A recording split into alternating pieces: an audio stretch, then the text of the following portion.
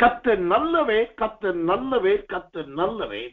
தேவனுடைய பிரதான கிருபையினால் இந்த 2024 என்கிறதான இந்த வருடத்துக்காகவும், இந்த வருடத்தின் முதல் மாதமாகிய இந்த ஜனவரி மாதத்துக்காகவும் தேவனால் இயேசுவின் வல்லமை ஊழியத்துக்கு கொடுக்கப்பட்ட வாக்குத்தத்த வசனம் ஆதியாகமம் 49 அதிகாரம் 24 வசனம் வாசிக்கிறேன். ஆனாலும் அவனுடைய வில் உறுதியாய் நின்றது, அவன் புயங்கள் யாக்கோபுடைய வல்லவரின் கரங்களால் பலத்தன, இதனால் அவன் மெய்ப்பனும் இஸ்ரவேலின் கண்மலையும் ஆனான். ஆம், இந்த இடத்துல அவனுடைய கிருபையினால் அந்த வசனம் இவ்விதமாய் சொல்லுகிறது, ஆனாலும் அவனுடைய வில் உறுதியாய் நின்றது என்று சொல்லி. நேற்றைய தினத்திலே அவர் நின்றது என்ற தலைப்பிலே கிருபையுள்ள தேவ சத்தியத்தை கேட்க ஆண்டவர் செய்தார். இன்றைய தினத்திலே அந்த உறுதியான வில்லை குறித்து நாம் பார்க்க போகிறோம். அவனுடைய வில் உறுதியாய் நின்றது. அதிலும் அந்த வார்த்தை தெளிவாய் சொல்லும், அவனுடைய வில் என்று சொல்லி. அவனுடைய வில் என்று சொன்னால் யோசேப்பின் வில் என்று சொல்லப்படுகிறது. இந்த யோசேப்பின் வில் எங்கே துவங்குகிறது என்று சொன்னால் ஆதியாகமம் 48 அதிகாரம் 21 வசனத்திலே அந்த யோசேப்பின் தகப்பனாகி யாக்கோபு சொல்லுகிறார், நான் பட்டயத்தினாலும் என் வில்லினாலும் நான் சம்பாதித்தேன் என்று. யோசேப்பின் வில் எங்கே துவங்குகிறது என்று சொன்னால் தன் தகப்பனாகி யாக்கோபின் ஜீவியத்திலிருந்து அந்த வில் துவங்குகிறது. அதன் பின்பு அது யோசேப்பின் வில்லாக மாறுகிறது. கர்த்தருக்கு மகிமையும் கிருபையும் தயவும் உண்டாவதாக.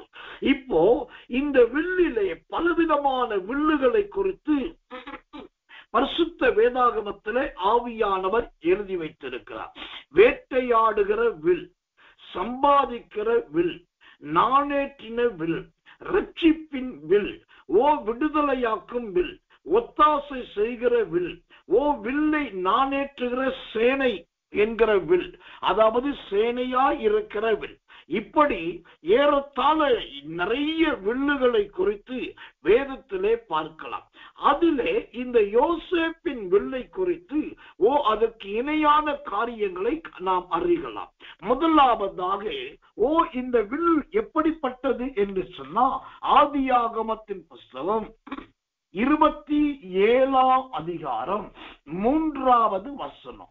ஆதியாகமம் 27 3 வசனம். ஆகையால் நீ உன் ஆயுதங்களாகிய உன் அம்பரா தூணியையும் உன் வில்லையும் எடுத்துக்கொண்டு வனத்துக்கு போய் எனக்காக வேட்டையாடி. கர்த்தர் நல்லவே. எனக்கன்பானவர்களே, இந்த இடத்துல ஒரு வில்லை குறித்து பார்க்கிறோம். இந்த வில் எதற்காக பயன்படுத்தப்பட்ட வில் என்று சொன்னால் இது வேட்டையாடுவதற்காக பயன்படுத்தப்படுகிறதான ஒரு வில். தேவனுடைய நாமத்துக்கு மகிமை உண்டாவதாக. இந்த வேட்டையாடி என்பது யோசேப்பின் வாழ்க்கையில் நடந்ததா என்று கேட்டால் ஆம், உண்மையாகவே இந்த வசனத்தின்படி யோசேப்பின் வாழ்க்கை ஒரு வேட்டை ஆடுகிற ஒரு வாழ்க்கையாகத்தான் இருந்தது. எப்படிப்பட்ட வேட்டையாடினான் அவன்? கர்த்தர் நல்லவன்.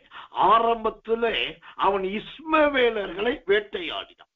இஸ்மவேல் எடுத்து விற்கப்பட்ட போது இவர்கள் நினைத்தார்கள் இந்த யோசேப்பு இஸ்மவேலருக்கு அடிமையாகிவிட்டான் என்று. ஆனா உண்மை அது கிடையாது. இந்த யோசேப்பு தான் இஸ்மவேலரை தனக்கு கீழாய் கொண்டு வரப்படுகிற விதைக்கப்பட்ட ஒரு விதையாக முதல் உண்டான். தேவனுக்கு மகிமை உண்டாவதாக. எனக்கன்பான தேவ பிள்ளைகளே, அதே போல போத்திபாரின் மனைவி அங்கு வேட்டையாடப்படுகிறாள். அவள் யோசேப்பின் மேல் பழி போட பார்த்தாலும் அந்த பழியே யோசேப்புக்கு சாட்சியாய் மாறி யோசேப்பின் மனைவி அவமானத்தை சகிக்கிறவளாய், அவமானத்துக்கு உட்பட்டவளாய் தள்ளப்பட்டு போனார். இப்படி அந்த யோசேப்பு வேட்டையாடின பல காரியத்தை நாம் கவனிக்கலாம். கர்த்தர் நல்லவே, கர்த்தர் நல்லவே, கர்த்தர் நல்லவே. எனக்கன்பான தேவ பிள்ளைகளே, இந்த வில் முதலாவது எப்படிப்பட்டது? வேட்டையாடுகிற ஒரு வில். இந்த வேட்டையாடுகிற வில்லை குறித்து அற்புதமான ஒரு வசனத்தை வாசிக்கிறேன். ஜெபத்தோடு கவனியுங்கள். யோபுவின் புஸ்தகம் 10ஆம் அதிகாரம் 16வது வசனம். யோபு 10:16. சிங்கத்தை போல என்னை வேட்டையாடி எனக்கு விரோதமாய் உம்முடைய அதிசய வல்லமையை விளங்க பண்ணுகிறீர். அல்லேலூயா. யோசேப்பின் வில் உறுதியாய் நின்றது. அந்த வில் எந்த அளவுக்கு உறுதியாய் இருந்தது என்று சொன்னால், வேட்டையாடக்கூடிய அளவுக்கு உறுதியாயிருந்தது. சரி, இந்த வில் வேட்டையாடுகிறது. எதை வேட்டையாடுகிறது? நாயையா, அல்லது பன்றியையா, அல்லது பறவைகளையா, அல்லது ஏதோ ஓடுகிற ஜீவராசிகளையா என்று கேட்டால், இந்த வில் எதை வேட்டையாடுகிறது? யோபு 10:16 சொல்லுகிறது, சிங்கத்தை வேட்டையாடுகிறது. ஓ கர்த்தர் நல்லவே, சிங்கத்தை போல என்னை வேட்டையாடி. ஆமென். இந்த வில்லை தேவன் சிங்கத்தை வேட்டையாடுகிற ஒரு வில்லாக கர்த்தர் மாற்றினார். அதைத்தான் வேதம் சொல்லுகிறது. அந்த வில்லுக்கு யோபு கொடுக்கிற அர்த்தத்தை பாருங்கள். உமது அதிசய வல்லமையை விளங்க பண்ணுகிறீர். ஆமென்.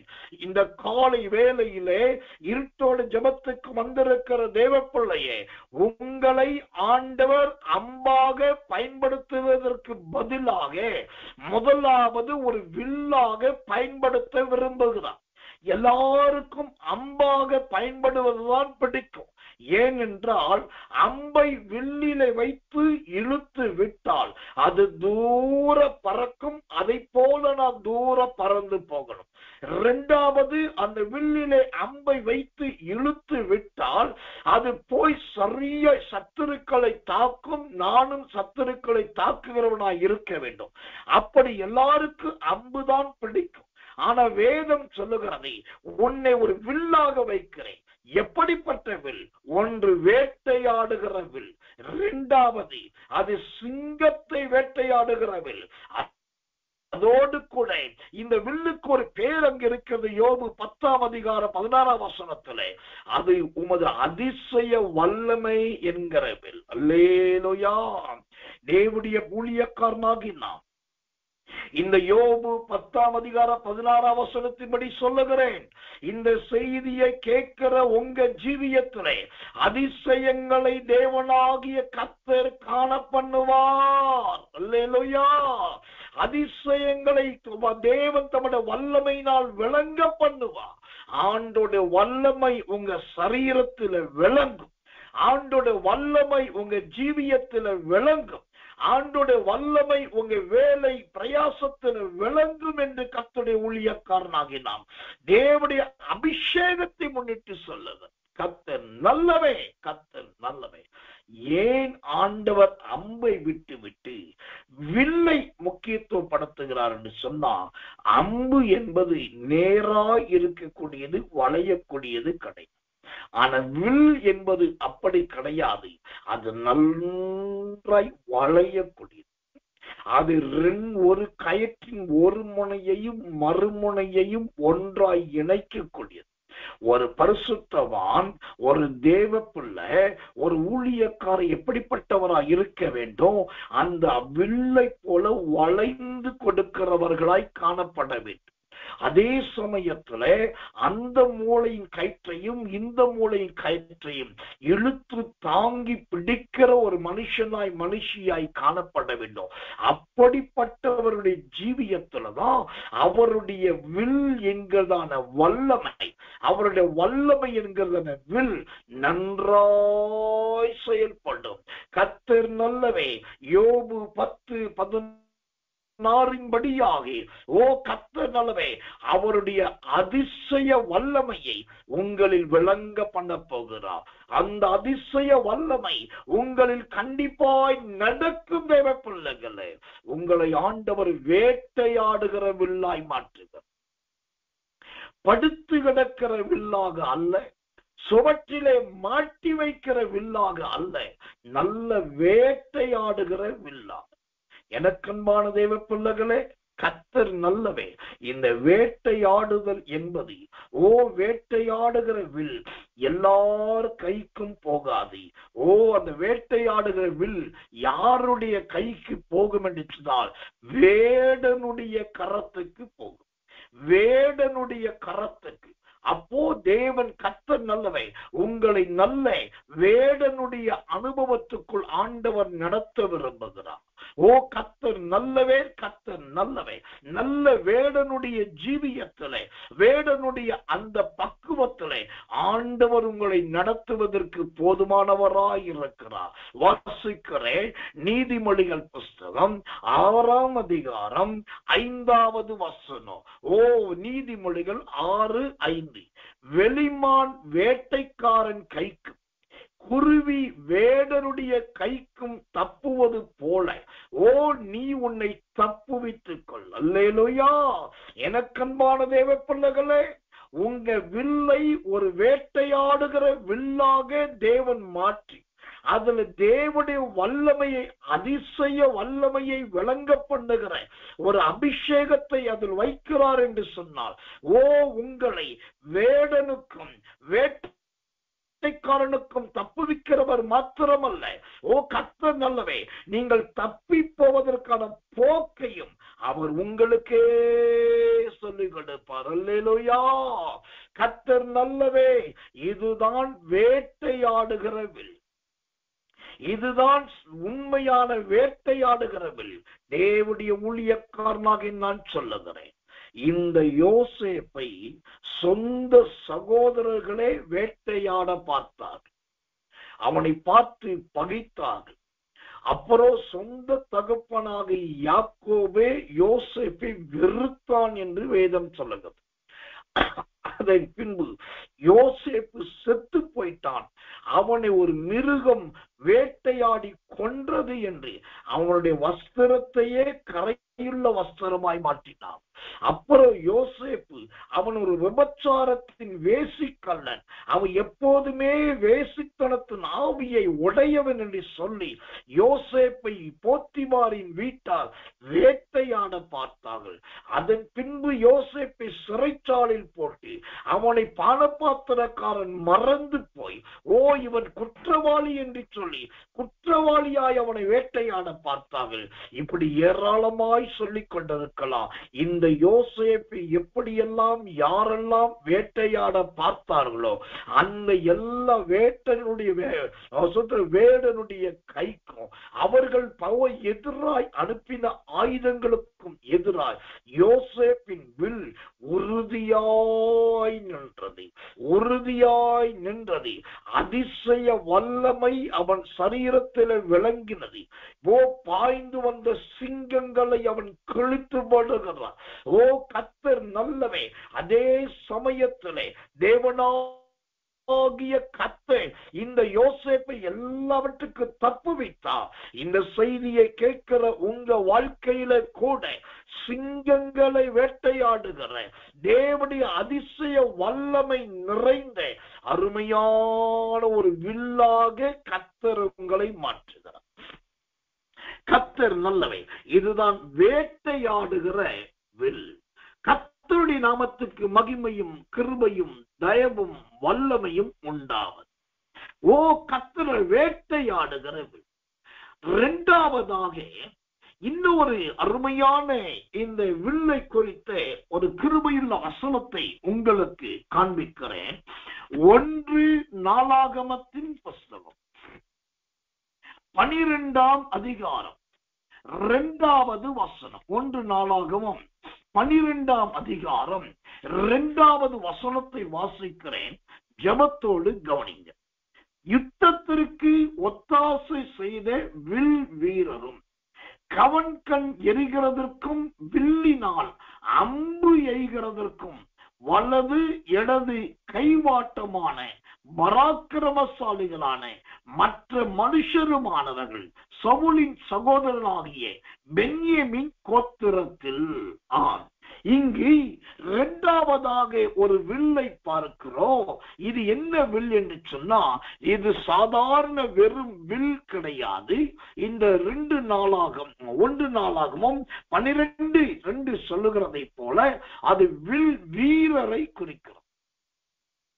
வில் வீரர். எனக்கன்பான தேவ பிள்ளைகளே, முதலாவது உங்களை வேட்டையாடுகிற வில்லாக மாற்றுகிற தேவன், இரண்டாவதாக உங்களை வில் வீரராக கர்த்தர் மாற்றுகிறார். எவ்வளவு அழகான தேவன் பாருங்க. ஒரு முன்னேற்றத்தை கொடுக்கிற கர்த்தர் என்பதை பாருங்க. வில் வீரர்.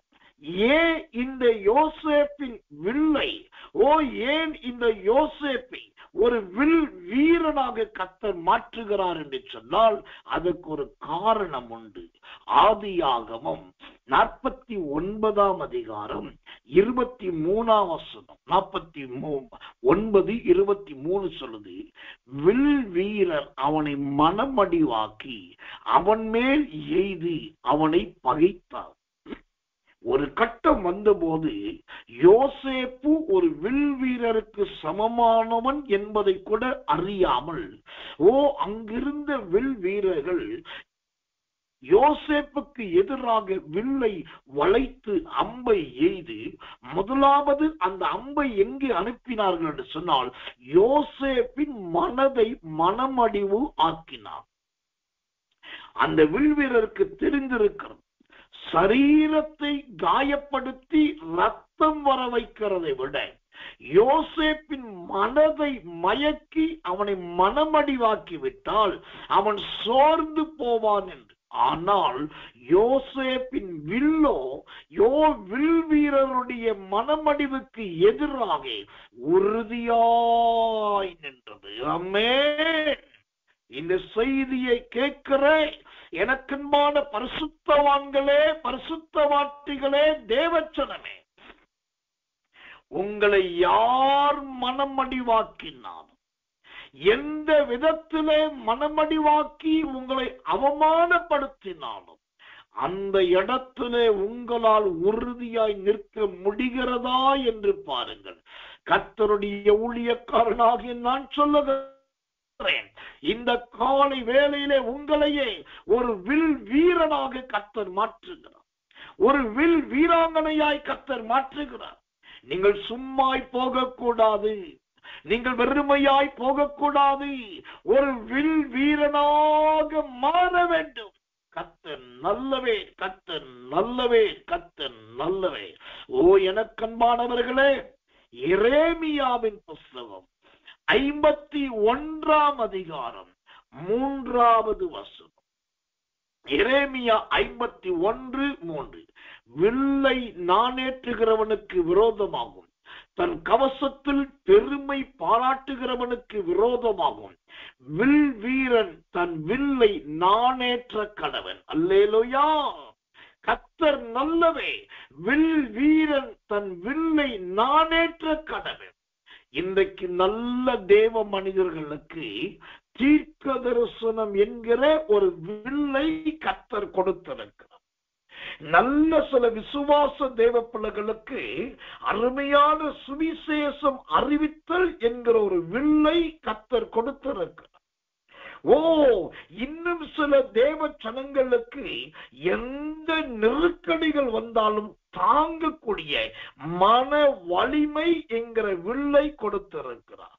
ஆனால் அந்த பரிதாபம், இதெல்லாம் தேவன் கொடுத்திருக்க சிலரோ அந்த வில்லை நாணேற்றாமல் இருக்கிறார்கள், அதை அப்படியே கீழே வைத்திருக்கிறார்கள், அதை அப்படியே சுத்திர கையில் தூக்காதிருக்கிறார்கள், சுத்திர அதை பயன்படுத்தாதிருக்கிறார்கள். அதைத்தான் ஆவியான அவர் சொல்லுகிறார். எரேமியா 51:3 வில் வீரன் தன் வில்லை நாணேற்ற கடவன். ஆமென். எனக்கன்பான தேவ பிள்ளைகளே, யோசேப்பின் வில் உறுதியாய் நின்றது என்று சொன்னால் முதலாவது அது வேட்டையாடுகிற வில்லாக மாறினது. இரண்டாவதாக ஒரு வில் வீரனை போல் அது மாறினது. அந்த வில் வீரனை குறித்து தான் சொல்லுகிறது. வில் வீரன் தன் வில்லை நாணேற்ற கடவன். கர்த்தர் கொடுத்த கிருபைகளை பயன்படுத்துகிறீர்களா? கர்த்தர் கொடுக்கிற அபிஷேகத்தை பயன்படுத்துகிறீர்களா? கர்த்தர் கொடுக்கிற தாளந்துகளை பயன்படுத்துகிறீர்களா? கர்த்தர் கொடுக்கிற அழைப்புக்கு இணங்குகிறீர்களா? கர்த்தர் கொடுத்த புருஷனையும் கர்த்தர் கொடுத்த பிள்ளைகளையும் சரியாய் பராமரிக்கிறீர்களா? தேவன் கொடுத்த மனைவியையும் தேவன் கொடுத்த தாயையும் சரியாய் அலங்கரிக்கிறீர்களா? ஓ, கர்த்தர் கொடுத்த வில்லை நீங்கள் நாணேற்றாமல், ஓ, அலமாரியிலும் வீட்டுக்குள்ளும் அடைக்கலத்துக்குள்ளுமாக, ஓ, அடுக்கலைக்குள்ளையுமாக ஒளித்து வைப்பது தேவனுடைய தீர்மானம் அல்ல. கர்த்தர் நல்லவே. எனக்கன்பான தேவ பிள்ளைகளே, சில வில் வீரர்கள் எப்படி இருந்தார்கள்? ஆண்டவர் சொல்லுகிற அந்த வசனத்தை உங்களுக்கு சொல்லுகிறேன். சங்கீதத்தின் புஸ்தகம் 78ஆம் அதிகாரம் 9வது வசனம். சங்கீதம் 78:9 சொல்லுகிறது, ஆயுதம் அணிந்த வில் வீரரான எப்பிராயிம் புத்திரர் யுத்த நாளிலே முதுகு காட்டினார். ஆயுதம் அணிந்த யுத்த வீரரான எப்பிராயிம் புத்திரர், ஓ, யுத்த நாளில் முதுகு காட்டினாங்க. என்ன ஒரு பரிதாபம்! தேவன் கொடுத்த வில்லை நீங்கள் நாணேற்றாவிட்டால், ஒரு யுத்தம் வரும்போது நீங்கள் ஆயுதமே அணிந்து கொண்டு உடலெல்லாம் ஆயுதங்கள் இருந்தாலும் உங்களால் யுத்தமிட முடியாது. அப்படியானால் அநேகர் தங்கள் வில்லை வில் வீரராய் வில் வீராங்கனையாய் இருந்தும் வில்லை நாணேற்ற முடியாததற்கு என்ன காரணம் என்றால், ஓ, தயக்கம். நான் செய்தா அவங்க ஏதாவது சொல்லிடுவாங்க, நான் இதை செய்தா அவங்க ஏதாவது பேசிடுவாங்க, நான் இதை செய்தா என்னை அசிங்கப்படுத்திடுவாங்க, நான் இதை செய்ய போனாக்கா அது அவங்களுக்கு பிடிக்காது என்று சொல்லி மற்ற மனிதர்களை பார்த்து பார்த்து பார்த்து தயங்கி நிற்பது தான் இங்க வில் வீரராய் வில் வீராங்கனையாய் இருந்தும் வில்லை நாணேற்றாததற்கு காரணமாயிருக்கிறது. எப்பிராயிமின் மனுஷர்கள் ஆயுதங்களை அணிந்திருக்கிறார்கள். தலையிலே தலைச்சீனம், மார்பிலே மார்க்கவசம், ஓ, உடம்பெல்லாம் அஸ்த கடகங்கள், கால்களிலே பாதரட்சி, உள்ளங்கையிலே பட்டயம், எல்லா ஆயுதங்கள் இருக்கிறது. ஆனாலும் யுத்தம் உண்டான போது அவர்கள் முதுகை காட்டினார்கள். காரணம், தனக்கு கொடுத்த வில்லை நாணேற்றாமல் வைத்து விட்டார்கள். கர்த்தர் சொல்லுகிறார், இது தேவன் உங்களை பயன்படுத்துகிற காலம். நீங்கள் மனுஷர்களுக்கு பயப்படாதீர்கள், அவமானப்படுத்துகிறவர்களுக்கு பயப்படாதீங்கள், உங்களை குட்டி குட்டி உட்கார வைக்கிறவர்களுக்கு பயப்படாதீங்கள். சகோதரனே, சகோதரியே, ஆண்டவர் உங்களை வில் வீரனாக மாற்றுகிறார். தேவன் உங்களை வில் வீராங்கனையாய் மாற்றுகிறார்.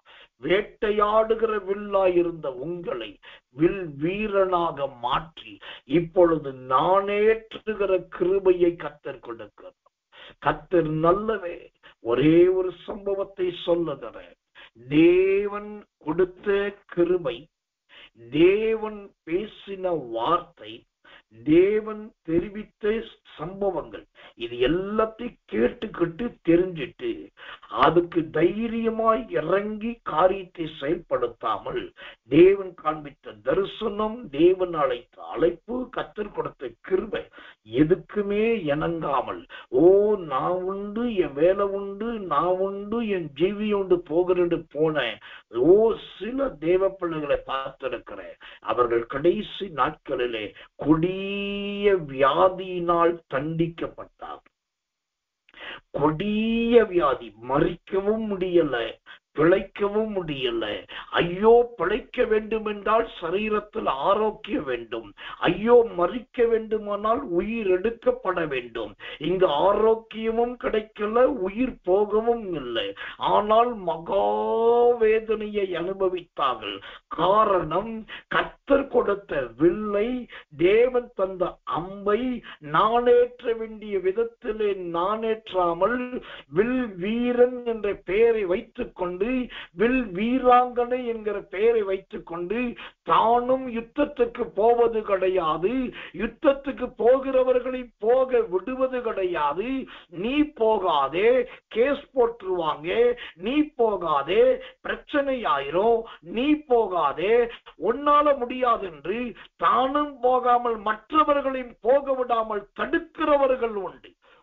அதே சமயத்தில் யார் தடுக்காவிட்டாலும் மனிதர்களை பார்த்து பயந்து பயந்து பயந்து தயங்குகிற தயக்கம்தான் இங்கு எப்பிராயிமராய் மாற்றிக்கொண்டிருக்கிறது. கர்த்தர் நல்லவன். ஆயுதங்கள் இருக்கிறது, வில் இருக்கிறது, அம்பு இருக்கிறது. ஆனா யுத்தத்தை கண்டால் முதுகை காட்டுகிற பழக்கம். இது தேவ மனுஷனுக்கு அழகல்ல, இது தேவ மனுஷிக்கு அழகல்ல. உனக்கு முன்பா இருக்கிற சத்துருக்களை விட உன்னோடு இருக்கிற கர்த்தர் பெரியவர். உங்களுக்கு முன்பா இருக்கிற சத்துருக்களை விட உங்களோடு இருக்கிற கர்த்தர் பெரியவர். உங்களை தேவன் வில் வீரனாக, வில் வீராங்கனையாய் மாற்றி இருக்கிறார். ஒரு கட்டம் வந்தது, சாதாரண வில்லாக இருந்த யோசேப்பு அடுத்த ஒரு கட்டம் வந்தபோது அவன் வில்லிலிருந்து புறப்பட்ட அம்பாக மாறி, வில்லிலிருந்து புறப்பட்ட அம்பாக இந்த யோசேப்பு எப்போ மாறினான்னாக்கா, எகிப்திலே கொடிய பஞ்சம் வந்தது. அப்போ அவன் சொல்லிட்டான், கர்த்தர் நல்லவன், நீங்கள் எல்லாரும் மிக சுற்று விதைக்கிற விதையிலே கர்த்தர் நல்லவன், 5க்கு 1 மடங்கு கொண்டு வந்து என்னிடத்தில் கொடுக்க வேண்டும். அப்புறம் ஒரு நாள் திடீரென்று சொன்னா, உங்க ஆடு மாடுகள் எல்லாத்தையும் பார்வோனின் பெயரிலே என்னிடத்தில் கொண்டு வந்து கொடுக்க வேண்டும். அப்புறம் அவன் சொன்னான், உங்க நிலங்களையும் உங்களுடைய பூமியையும் பார்வோனின் பெயரிலே என்னிடத்தில் விற்க வேண்டும் என்று சொன்னான். யோசேப்பு இதெல்லாம் அம்பு பாய்வதை போல அதிகார வார்த்தைகளை பயன்படுத்தினான். அவன் சொன்னதை போலவே விளைவித்த தானியத்துல 5ல் 1 மடங்கை கொண்டு வந்து கஜானாக்களில் சேர்க்க ஆரம்பித்தாங்க. அங்கிருக்கிற ஆடுகள் மாடுகளை பார்வோனுடைய பெயரிலே யோசேப்பினிடத்தில் விற்க ஆரம்பித்தாங்க. அப்புறம் எகிப்திலே எகிப்தில் வைத்திருந்த நிலங்களும் பூமிகளும் யோசேப்பிடத்தில் கொண்டு வந்து பணத்துக்கு விற்கப்பட்டது. இப்படியே முழு தேசத்தையும் யோசேப்பு விலை கொடுத்து வாங்கினான். காரணம், அவன் வாயிலிருந்து புறப்பட்ட அந்த அம்பு அதிகாரமாய் புறப்பட்டது. அவன் தனக்கு கொடுத்த வில்லையும் தனக்கு கொடுத்த அம்பையும் நானேற்றாமல் வைக்கவில்லை. அதை பார்வோனே இருந்தாலும், ஆளோட்டிகள் இருந்தாலும், மந்திரவாதிகள் எகிப்திலே இருந்தாலும், பெரிய பெரிய மனிதர்கள் இருந்தாலும், அவர்களுக்கெல்லாம் பயப்படாமல் தனக்கு கொடுக்கப்பட்ட பதவியை, தனக்கு கொடுக்கப்பட்ட உக்கிரானத்துவத்தை அந்த யோசேப்பு சரியாய் பயன்படுத்தினான். சரியாய் பயன்படுத்தினான். எனக்கு அன்பானவர்களே, யோசேப்பு சாகும்போது கூட, யோசேப்பின் மரணம் கூட அவங்க சகோதரர்களுக்கு பயத்தை கொடுத்தது. சாக போகிற நேரத்துல சாவை கண்டு யோசேப்பு பயப்படல. யோசேப்பின் சாவை பார்த்து சகோதரர்கள் பயந்தாங்க. கர்த்தர் நல்லவன், நீ சுதந்திரம், நாங்கள் இப்படி அடிமைகளாய் இருந்து விடக்கூடாது. கர்த்தர் நல்லவன், நாங்களும் இந்த தேசத்திலே சுதந்திரமாய் மாற வேண்டும். இப்ப யோசேப்பின் மரணம் அவர்களுக்கு பயத்தை கொடுத்தது. இதே மரண பயம் யோசேப்பின் சகோதரர்களுக்கு யாக்கோபு மரிக்கும் போதும் வந்தது. யாக்கோபு மரிக்க போகிறான் அல்லது மரித்து விட்டான் தெரிந்த உடனே சகோதரர்களும் அவருடைய குடும்பத்தினர் ஒன்று கூடினார்கள். ஓடி வந்து யோசேப்புக்கு முன்பாக கை கட்டி நின்று கெஞ்சி கேட்டார்கள். தகப்பன் மறித்து விட்டான், இனி உன் இஷ்டத்துக்கு எங்களை தண்டித்து விடக்கூடாது, நீர் எங்களிடத்தில் அன்பாய் நடக்க வேண்டும் என்று சொல்லி தங்களை தாழ்த்தி கெஞ்சினார்கள். ஒரு யாக்கோபின் மரணம் யோசேப்பின் சகோதரர்களுக்குள் ஒரு பயத்தை உண்டாக்கினது. அதற்கு ஒரே காரணம், யோசேப்பின் வில் உறுதியாய் நின்றதை போல. இந்த வில் உறுதியாய் நின்றது எதை குறிக்கிறது? தன்னுடைய விசுவாச பிரமாணத்தில் நீடித்திருப்பதை காண்பிக்கிறது. ஊழியத்தை ஆரம்பிக்கும் போது விசுவாசம், தொழில் ஆரம்பிக்கும் போது விசுவாசம், குடும்பத்தை நடத்த ஆரம்பிக்கும் போது விசுவாசம், ஒவ்வொரு ஆரம்பத்திலும் துவக்கத்திலும் விசுவாசம். ஆனால் நாட்களாக, நேரமாக, வாரங்கள் கடக்க அந்த விசுவாசமாக வில் உடைந்து நம்பிக்கிற என்கிற அன்பு காணாமல் போய் இன்றைக்கு நிர்விசாரத்தோடு காணப்படுகிறார்கள். எங்கே உன் விசுவாசம் என்று கேட்டால், நான் உயிரோடு இருப்பதே விசுவாசம் தான் என்று சொல்லக்கூட முடியாதபடிக்கு விசுவாசமாகிய வில்லை உடைத்துப்பட்டிருக்கிறார்கள். என் ஆண்டவர் உங்களை வில் வீரனாக மாற்றியிருக்கிறார், வில் வீராங்கனையாய் மாற்றியிருக்கிறார். நீங்கள் வில்லை நானேற்ற வேண்டும். ஆயுதம் அணிந்தும் வில்லை பிடித்தும் முதுகை காட்டின எப்பிராயிமின் சந்ததியாராய் இருக்கக்கூடாது. இது தேவனுடைய கிருபையுள்ள எச்சரிக்கை. கர்த்தர் நல்லவே, கர்த்தர் நல்லவே, கர்த்தர் நல்லவே. தேவனுடைய நாமத்துக்கு மகிமையும் கிருபையும் தயவும் உண்டாவதாக. அடுத்ததாக ஒரே ஒரு சூத்திரம் வில்லை குறித்து உங்களோடு கூட சொல்லி நான் ஜெபிக்க விரும்புகிறேன். தேவனுடைய நாமத்துக்கு மகிமையும் கிருபையும் அனுக்கிரகமும் உண்டாவதாக.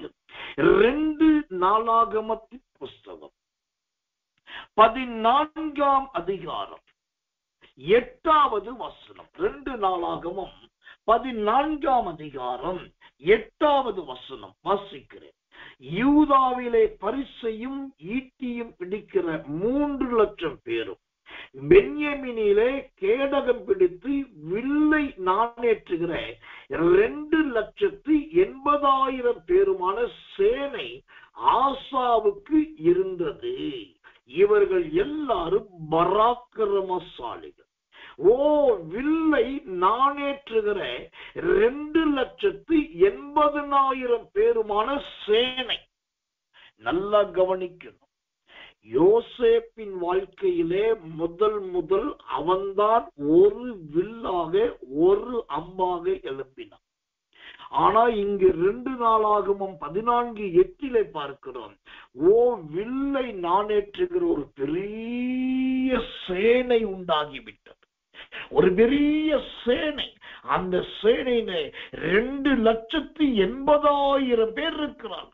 அப்ப நல்லா கவனிங்க, யோசேப்பின் வாழ்க்கையிலே ஒரு தனி வில்லாய் ஆரம்பிக்கப்பட்ட ஜீவியம் இங்கு ஒரு பெரிய சேனையாக மாறுகிறது.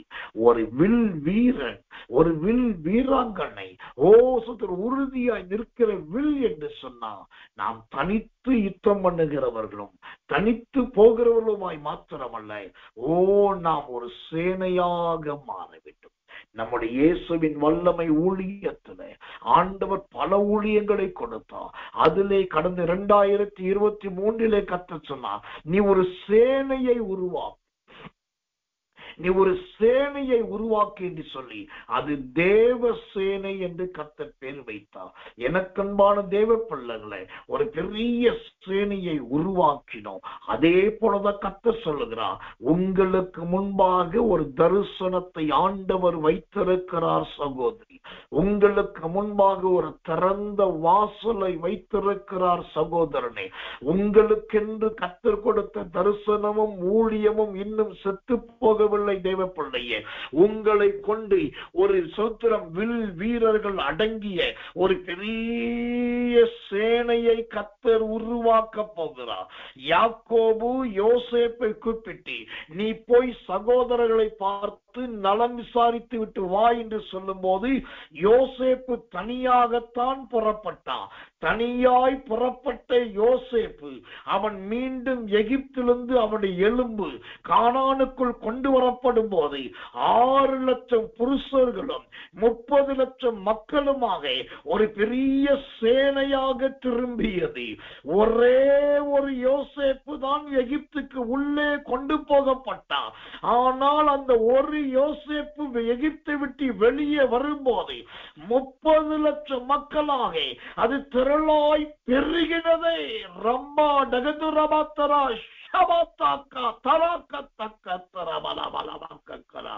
இன்றைக்கு வறண்டு கிடக்கிற உங்கள் ஜீவியத்தை, இன்றைக்கு துவண்டு கிடக்கிற உங்கள் அனுபவத்தை என் தேவனாகிய கர்த்தர் இந்த 2 நாளாகவும் 14:8 அது ஒரு வில்லை நாணேற்றுகிற சேனையாக கர்த்தர் மாற்றுகிறார். ஒரு பெரிய சேனையாக மாற்றுகிறார். நான் சாகிற வரைக்கும் இப்படி வெறுமையும் தரித்திரியமுமா இருந்து செத்து போவேனோ?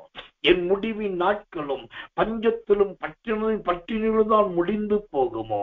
எனக்கு கொடுக்கப்பட்ட வார்த்தைகள் நிறைவேறாமல், தரிசனங்கள் சம்பவிக்காமல் நான் ஏமாளியாகவே போய்விடுவேனோ என்று வெளியே சொல்லாமல் இருதயத்தில் அங்கலாய்க்கிற மகனே, என் அன்பு மகனே, உங்களுக்கு தான் கர்த்தர் சொல்லுகிறார், ஓ காற்றை பார்க்கிறவன் விதைக்க மாட்டான். நீ காற்றை பார்க்க வேண்டாம். உன் தேவனாகிய கர்த்தனாகிய என்னை நோக்கிப்பார். நான் உன்னை ஒரு சேனையாக நான் உன்னை ஒரு சேனையாக மாற்றுகிறேன். உனக்கு பின்னாக ஒரு பெரிய பவனி வரும். உன்னோடு கூட ஒரு பவனி புறப்படும். நான் அதை சொன்னேன், நான் அதை செய்வேன். யோசேப்பின் வில் உறுதியாய். இப்ப யோசேப்புக்கு பின்னாக யார் இருக்கிறார்கள்? பார்வோன் ராஜா இருக்கு, எகிப்தியருடைய மந்திரிகள் இருக்கிறார், போத்திபார் இருக்கு, மந்திரவாதிகள் இருக்கிறார்கள். எகிப்தை சார்ந்து லட்சோப லட்ச புருஷர்கள் இருக்கிறார்கள். எகிப்தை சார்ந்து லட்சோப லட்ச ஸ்திரீகள் இருக்கிறார்கள். எகிப்தை சார்ந்து லட்சோப லட்ச பிள்ளைகள் இருக்கிறார்கள். இவங்க எல்லாம் யோசேப்புக்கு பின்னாக இருக்கிறார்கள். இது போதாது என்று யோசேப்பின் சகோதரர்களும் அங்கே வந்து விட்டார்கள். யோசேப்பின் தகப்பனும் அங்கு வந்து விட்டார். இப்ப கானானும் எகிப்தும் ஒன்றோடு ஒன்றாய் கலக்கிறது. ஆண்டவர் சொல்லுகிறார், யோசேப்பின் வில் உறுதியாய் நின்றதை போல உன்னை உறுதியாய் நிற்க வைத்து ஒரு சேனையாக மாற்றுகிறேன். சம்பதியா கரபரதியா ஒரு சேனையாக மாற்று. நீ தனித்து விடப்பட்டவன் அல்ல, நீ கைவிடப்பட்டவன் அல்ல. உன்னை சேனையாய் உருவாக்குகிற கர்த்தர் நான் உன்னோடு கூட இருக்கிறேன். நான் அதை சொன்னேன், நான் அதை செய்வேன் என்று கர்த்தர் சொன்னதான். இந்த காலை இருட்டோடு ஜெபத்திலே வந்த உங்களை தேவன் ஒரு சேனையாய் மாற்றுவார். நல்ல உறுதியான வில் பிடிக்கிற, நான் ஏற்றுகிற வில் வீரர்களாக, வில் வீராங்கனைகளாக, நல்ல வேட்டையாடுகிற அப்படிப்பட்ட ஒரு நல்ல வில்லாக, அம்பாக கர்த்தர் உருவாக்கி, எனக்கு ஒரு பெரிய ஆசை என்னன்னா இந்த சேனை தான். ஒவ்வொருத்தரும் ஒரு சேனையா மாறணும், ஒவ்வொருத்தரும் ஒரு கூட்டமா மாறணும், ஒவ்வொருத்தரும் ஒரு தேவ ஜனமா மாறணும். ஜனம் பெருத்த ஜாதி, ஜனம் பெருத்த ஜாதி என்கிற வசனம் ஒவ்வொருவருடைய வாழ்க்கையில் நிறைவேற வேண்டும். அதுதான் ஐயா என்னுடைய ஆசை, அதுதான் என்னுடைய வாஞ்சை. உங்களை கத்து உறுதியான வில்லாகும், பாய்ந்து தாக்குகிற அம்பாகும், வேட்டையாடுகிற வில்லாகும், வில் வீரனாகவும் வீராங்கனையாகவும் கர்த்தர் மாற்றுகிறார். இது நடக்கும், இது நிறைவேறும், இது சம்பவிக்கும். தேவனுடைய வார்த்தை விழுந்து போவதில்லை. எல்லாரும் கண்களை மூடி கர்த்தரை நோக்கி ஸ்தோத்திரம் பண்ணுவோம். உற்சாகமாய் கர்த்தரை ஸ்தோத்திரிப்போம். இந்த நாமத்தினாலே. ஓ ரீகடமா கத்திர மல மல மல மல மங்கதரா கத்து கத்திர மர மல மங்கத கத்திர மர. எல்லாரும் கத்தரை துதிங்கள். லங்கி திகதினி கந்தா தகதட கக்கு டகதட கக்கு நகதர மக்கா கக்கரதியா.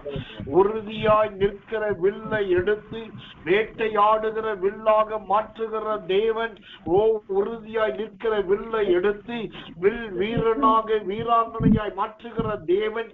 உறுதியாய் நிற்கிற வில்லை எடுத்து அது ஒரு சேனையாக மாற்றுகிற தேவன். அந்த அபிஷேகத்தினாலே உங்களை நிரப்புவாராக.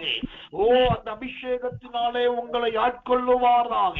அந்த அபிஷேகத்தினாலே உங்களை நிறைத்து ஒரு பெரிய சேனையை உருவாக்குகிற மனுஷனாய், சேனையை உருவாக்குகிற மனுஷியாய் தேவனாகிய கர்த்தரது அபிஷேகத்தினாலே உங்களை நிரப்புவாராக இயேசுவின் நாமத்தினாலே.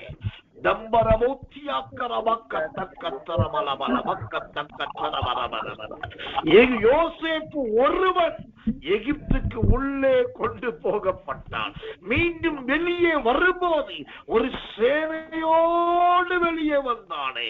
அதுதான் தேவனுடைய மகத்துவம், அதுதான் கர்த்தருடைய மாட்சிமை. இயேசுவின் நாமத்தினாலே நீங்கள் கைவிடப்படுவதில்லை. உங்களை வேட்டையாடுகிற வில்லாக மாற்றுகிறார். ஓ வில் வீரனாக வில் வீராங்கனையாய் மாற்றுகிறார். எப்பிராயீமின் சேனையின் வில் வீரனாக அல்ல, நானேற்றுகிற வில் வீரனாக, சேனைகளை வழிநடத்துகிற வில் வீரனாய் கர்த்தர் மாற்றுகிறார்.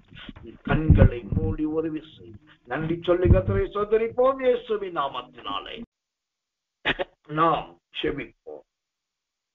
அன்புள்ள நல்ல பரமபிதாவே, நல்ல அருமையான இந்த காலை வேலைக்காக உமக்கு நன்றி. இதோடு பெரிதான கிருபையினாலும் இரக்கத்தினாலும் முடிசூட்டி நீர் எங்களை இந்த இருட்டோட ஜெபத்துக்கு கொண்டு வந்து நல்ல வசன ஸ்தோத்திர ஆராதனையை கொடுத்து, பாரம்பரியமான ஆராதனைகள், பழக்க வழக்கமான ஆராதனை முறைமைகளை உடைத்து வசனத்தின் ஆராதனை எங்களுக்கு கொடுத்து ஒவ்வொருவரையும் அனல் மூட்டினதற்காக நல்ல வசன வியாக்கியானத்தை கொடுத்து, யோசேப்பு மெய்ப்பன் என்று சொன்னார். அவன் எப்படியெல்லாம் மெய்ப்பனாய் மாறினான், மெய்ப்பனாய் செய்த காரியங்கள் எது என்கிற நல்ல வியாக்கியானத்தை கொடுத்ததற்காக ஸ்தோத்திரம். கருத்தால மிக்க அற்புதமான பாடலை கர்த்தர் கொடுத்து மீண்டும் நாங்கள் அந்த பாடலின் சத்தத்தை நினைவு கூறவும் திரும்பி பார்க்கவும் தயை செய்ததற்காக நன்றி. எல்லாவற்றை விட இதோ இன்றைக்கு காலை இந்த இருட்டோடு ஜெபத்துக்கு வந்த ஒவ்வொரு தேவ பிள்ளைகளையும் ஊழியக்காரனாகினான் பிதா குமாரன் பரிசுத்த ஆவி என்னும் திரியேக தேவனுடைய நாமத்தினால் பிரதிஷ்டை பண்ணி ஆசீர்வதிக்கிறேன், பிரதிஷ்டை பண்ணி ஆசீர்வதிக்கிறேன். இவர்கள் உறுதியான வில்லாய் மாறுவார்களாக, இவர்கள் வேட்டையாடுகிற வில்லாக மாறுவார்களாக, இவர்கள் வில் வீரனும் வில் வீராங்கனைகளுமாய் மாறுவார்களாக. இவர்கள் மூலமாக ஒரு சேனை எழும்புவதாக இயேசுவின் நாமத்தினாலே. ஒரு சேனை 2,80,000 பேர் கொண்ட வில் வீரரை அடங்கிய ஒரு சேனையை கொடுத்த தேவை இதோ ஒவ்வொருவரும் ஒரு தேவ சேனையாய் எழும்புவார்களாக. அந்த அதற்கான வெளிப்பாடுகள், அதற்கான தரிசனங்கள், அதற்கான உற்சாகமூட்டுதல், அதற்கான வார்த்தைகள், அதற்கு ஒத்துழைக்கிற மனிதர்கள் எல்லாவற்றையும் ஏற்படுத்தித்தார். இவர்கள் சேனையாய் மாறட்டும். இவர்கள் புறப்பட்டு போய் அநேக சேனைகளை உருவாக்கட்டும். நன்மையும் கிருபையும் தயவும் உண்டாவதாக தாழ்த்தி ஒப்புவிக்கிறோம். இயேசுவின் ரத்தம் செய்யும் இயேசுவின் நாமத்தில் ஜெபிக்கிறோம் நல்ல பிதாவே. ஆமென், ஆமென், ஆமென்.